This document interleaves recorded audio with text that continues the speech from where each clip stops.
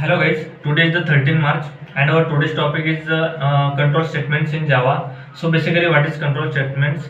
As the name suggests control, it is also known as a flow control statements because of it controls the actual flow of our program and it is a very important for execution of our program.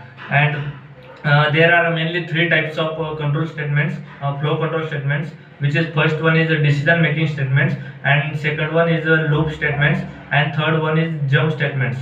So we will explain in details one by one.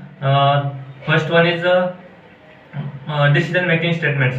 So decision making statements are contains mainly if conditions, and after that else if condition, nested if else condition, such that we already discussed it in our previous video, but I will tell you in short. If condition is satisfied when the condition are returns a true value, then if condition are satisfied. The syntax of if condition we already discussed, and syntax of else condition we already also discussed in our previous video. That's why I am not going through that. So next one is loop statements. Loop statements mainly contains do while loop, for loop, and for each loop. So we will discuss firstly while loop. While loop, it is basically the loop.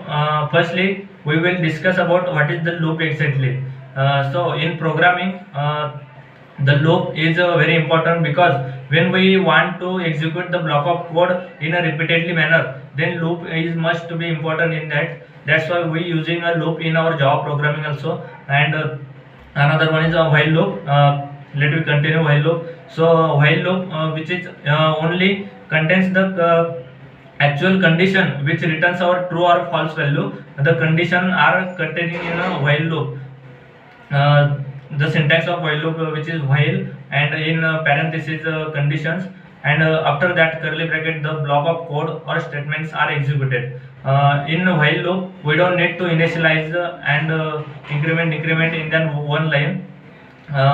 We will declare the variable or initialization upper side of the while loop, and increment at the below side. So next one is a for loop. For loop, which is also very important way to when we perform repeatedly some conditions, then we use a for loop. The syntax of for loop, we can say that for, and in parentheses there are some initialization process and conditions, and the third one is the increment also. There are that's three types are only working on a single line, and after that we perform the operations of for loop. For example, we can say if we want to print the natural number from 1 to 10, then we can use the for loop in that. After that, for each loop is also used in Java because when we want to enhance the data structure, which is array or collection, then we can use the for each loop.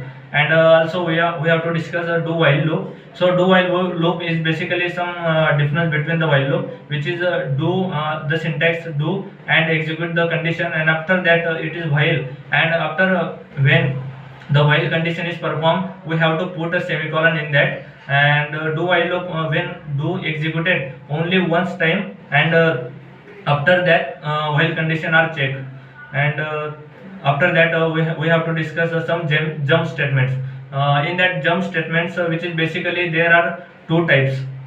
First one is break statements, and second one is continue statements. So firstly we will discuss about break statements. Break statement is basically the as the name suggests, break, so that's why it's working also the break of the actual flow of the program, and it transfer the execution part to the another case or another execution part. So, and after that it also work as a break, and after that it is a continue statements are work as the when it also controls the flow of program, but it transfer the actual program to the another execution program.